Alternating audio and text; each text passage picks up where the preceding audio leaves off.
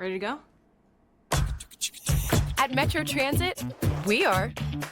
With more routes to more places, easy ways to pay, and more convenient options, we're ready to go further. Go easier. Go faster. Go, go, go. And go. We're ready to go. Are you? Want your boss to put some real action behind the rhetoric when they talk about making your workplace more inclusive? Find out how to hold their feet to the fire and demand diversity on the Diversity Dude podcast. Hello there, and welcome back to the Diversity Dude podcast. I'm your host, Lambert Fisher, marriage and family therapist, award-winning author, and national speaker on the topic of multicultural awareness and diversity. And for those of you who are interested in even more positive and encouraging tips and strategies beyond what I share in podcasts like this, then feel free to check out my award-winning book, Diversity in Clinical Practice, nationally recognized for the unique way in which it addresses the often difficult topic of multicultural awareness and diversity. Designed for more than just therapists, if you're a helping professional in any way, diversity in clinical practice can help you meet the greatest variety of cultural needs possible for those whom you serve. And it's available in paper and audiobook versions for your convenience. And if you haven't heard it yet, I invite you to visit TED.com and check out my talk called What to Do When You Offend Someone, where I offer a positive and practical perspective on how to navigate unintentional offenses in daily life. To date, it's been viewed over 500,000 times. Check it out for yourself. And if you're encouraged by it as well, then share with a friend. And if it be through my one-on-one relationship building efforts as a therapist or my informing and empowering efforts as an author and speaker, know that my personal mission is to do my part to improve one strengthened relationship at a time. So today I want to share with you an encouraging perspective on a case for self-centered allyship. Now, the title of this podcast undoubtedly gives you at least a few reasons for pause, and for good reason. If you're not already aware, the ongoing debate regarding authentic versus performative allyship is real, and the potential impact of each is significant, so it must be taken seriously. In the most basic way, authentic allyship is motivated by genuine care for others, is able to be both heard in words as well as seen in behaviors, and is integrated into sustainable ways of being and operating for long-term impact. In contrast, performative allyship is motivated by a desire to look good rather than genuine care for others. Or put another way, is more self-centered than other-centered. It's more about talking a good game than putting action behind those words. And whether it's said or done or not is concluded as soon as reasonably possible or as soon as it feels safe to do so without looking bad.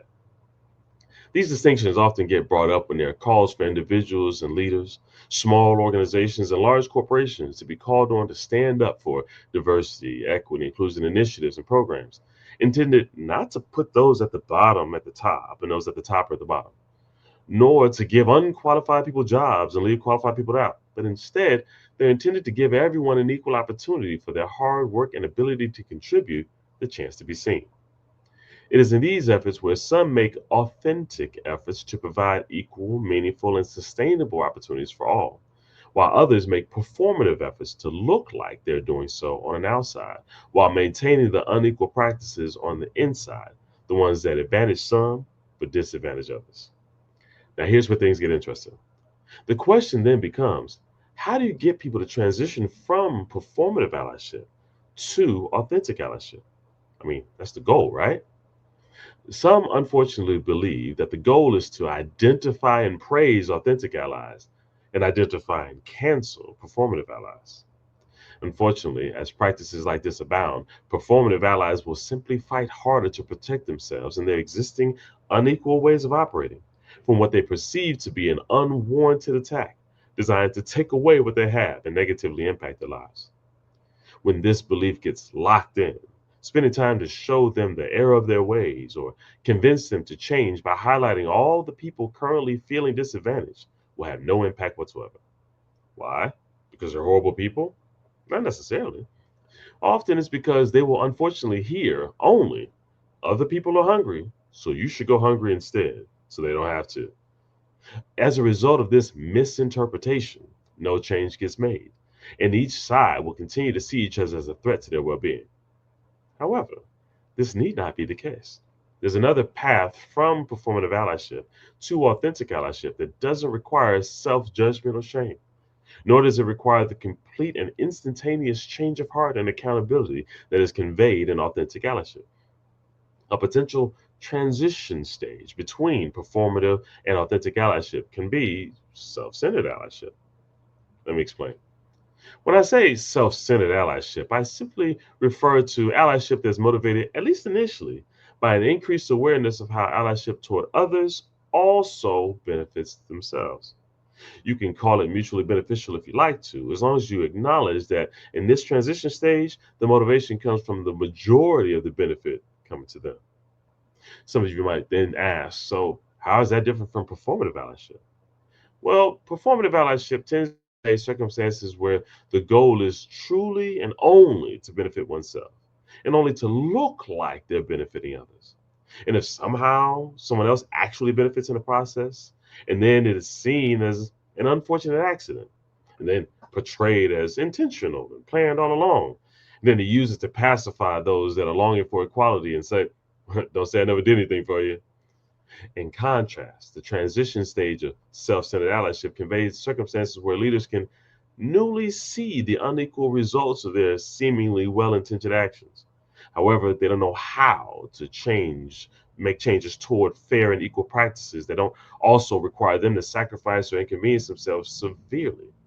Then, instead of continuing to defend against ideas that seem to want to take away everything they have, they now can hear creative people present strategies for change that, while admittedly still inconvenient, and here's the key, show how making certain strategic changes to benefit others also benefits themselves instead of provoking their fear of losing everything they have.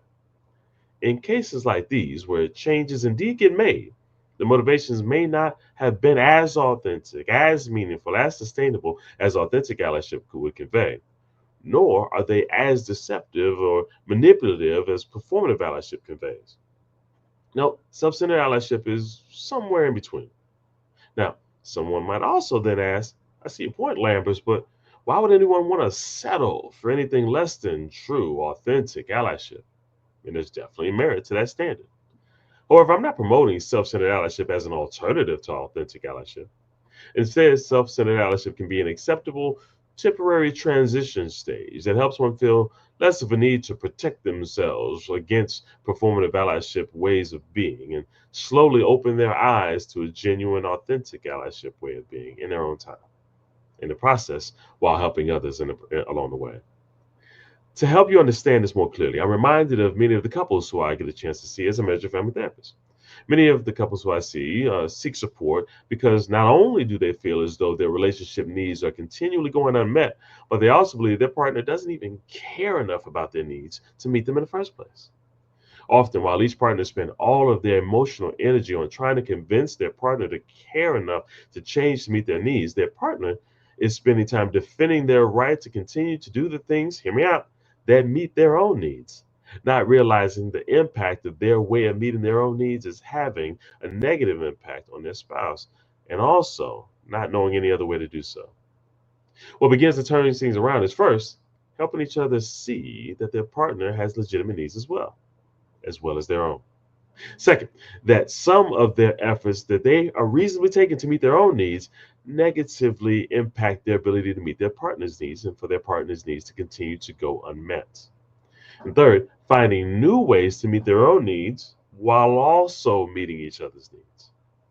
What's significant here is that the first step to change is not to convince one partner to sacrifice their needs completely to meet the other need, to meet their partner's needs, nor is it to confess a complete lack of care for their partner's needs in the first place.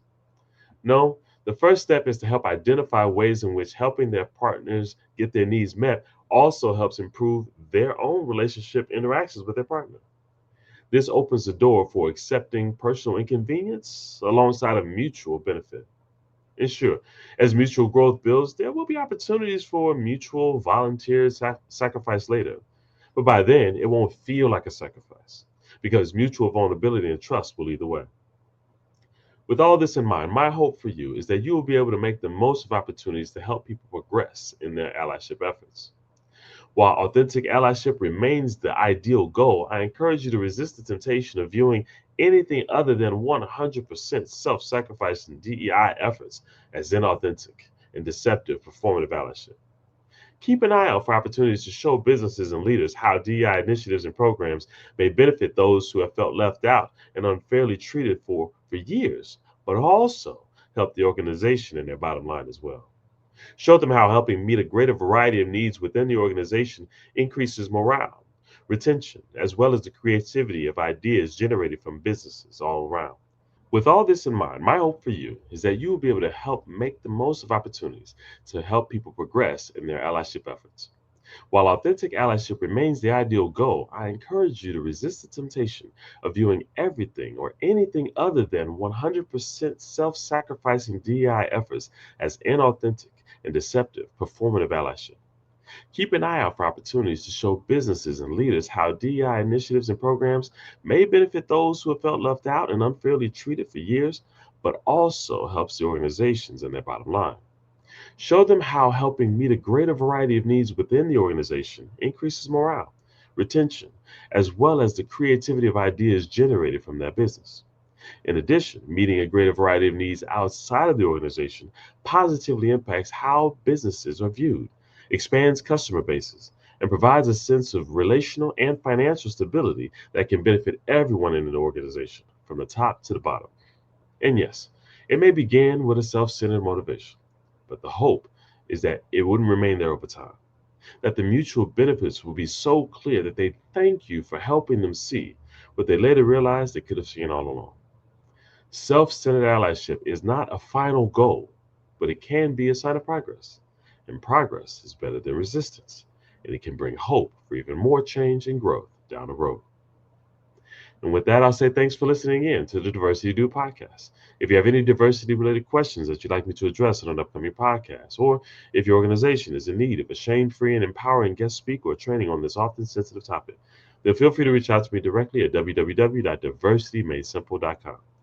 And if you know of anyone else who can benefit from a positive and encouraging perspective on this often difficult topic of diversity, feel free to send them a link to this podcast so they can be encouraged as well. Or share with them my award-winning book, Diversity in Clinical Practice, available at Amazon.com. And don't forget to visit TED.com and check out my talk called What to Do When You Offend Someone. I hope it inspires you to share it with someone else, and they can be inspired by it as well. And as usual, I look forward to address as many topics as possible in future podcasts to help you improve as many relationships as possible at work, at home, and in your community. And as always, remember this: you don't need to know everything about everyone in order to have a positive impact on someone. Thank you all for tuning in, and have a great day. Tune in each week and find out how to demand and implement diversity at your job. To hear more, check out previous Diversity Dude shows on ShalettaMakesMeLaugh.com. You know Shaletta makes you laugh, but did you know Shaletta Brundage can also make you think and boost your business? Media personality, activist, and comedian Shaletta Brundage founded Shaletta Makes Me Laugh to celebrate and share the best of Black culture. It's a podcasting platform. You can download 10 weekly podcasts hosted by African-American subject experts at ShalettaMakesMeLaugh.com or wherever you find your favorite podcasts. ShalettaMakesMeLaugh.com is also a production house, creating broadcast-quality commercial content. And Shaletta and her team of storytellers create powerful promotional campaigns to get businesses the brand awareness they're looking for. Some of Minnesota's top businesses trust Shaletta, and you can too. Get out the word about your events and products and get in front of communities of color with ShalettaMakesMeLaugh.com. She's got the power to help your business. When I was introduced to Bremer, I really appreciated it. It was more of a relationship. The support that we have in project-based lending, it's emboldening us to go after larger projects. That is a game changer for a small business. The resources and the support from Bremer Bank is exciting that I could stay with them forever. Sometimes when you're working with bankers, they relish the fact of saying no. With Bremer, it's like they're finding a way to say yes.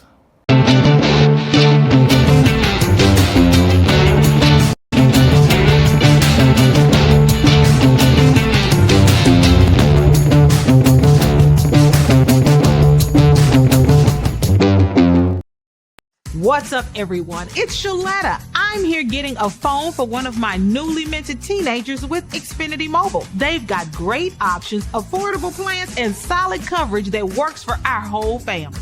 With Xfinity Mobile, my daughter can stay connected with me wherever she goes. And did you know when you sign up, you can get an extra phone line free for a full year? Switch to Xfinity Mobile today for more savings, more smiles, and more ways to stay connected.